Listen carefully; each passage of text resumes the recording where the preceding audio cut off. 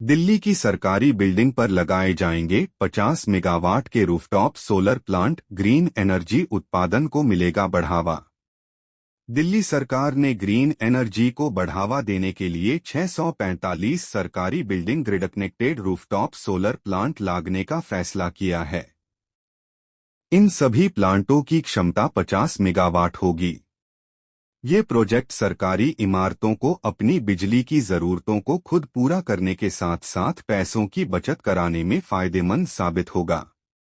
दिल्ली सरकार और दिल्ली नगर निगम की बिल्डिंग पर grid connected rooftop solar plant लगाए जाएंगे। इन सभी प्लांटों की कुल क्षमता 50 मेगावाट होंगे। दिल्ली की ऊर्जा मंत्री आतिशी ने इस परियोजना को मंजूरी दे दी है।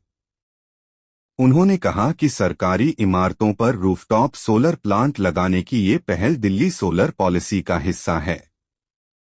इस योजना के तहत 500 वर्ग मीटर से अधिक क्षेत्रफल वाले लगभग 645 दिल्ली सरकार और एनसीडी की इमारतों पर रूफटॉप सोलर प्लांट लगाए जाएंगे, जिनमें शैक्षणिक संस्थान, स्वास्थ्य संस्थान, DTC depot, Delhi Transco limited substation जैसी अन्य इमारतें शामिल हैं।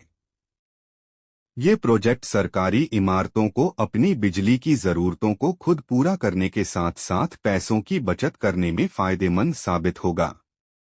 बता दें कि ग्रीन एनर्जी उत्पादन को बढ़ावा देने के मकसद से 29 जनवरी 2024 को कैबिनेट द्वारा दिल्ली सोलर पॉलिसी को पास किया था। दिल्ली सरकार ने 2027 तक शहर की 25% बिजली सौर ऊर्जा संयंत्रों के माध्यम से उत्पन्न करने का टारगेट तय किया है। हालांकि पिछले दिनों केजरीवाल सरकार ने आरोप लगाया था कि सोलर पॉलिसी 2024 को एलजी द्वारा रोक दिया गया है। ऊर्जा मंत्री आतिशी ने कड़ी आपत्ति जताते हुए कहा था कि एलजी साहब भाजपा की ओर से बैटिंग कर रहे हैं, इसलिए उन्होंने इतनी प्रोग्रेसिव सोलर पॉलिसी 2024 की फाइल को रोक दिया है।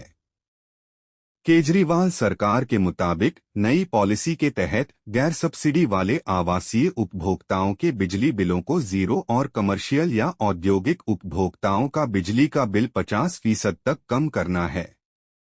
इसके अलावा मार्च 2027 तक दिल्ली की कुल स्थापित सौर क्षमता को मौजूदा क्षमता 1500 मेगावाट से 3 गुना बढ़ाकर 4500 मेगावाट करना है।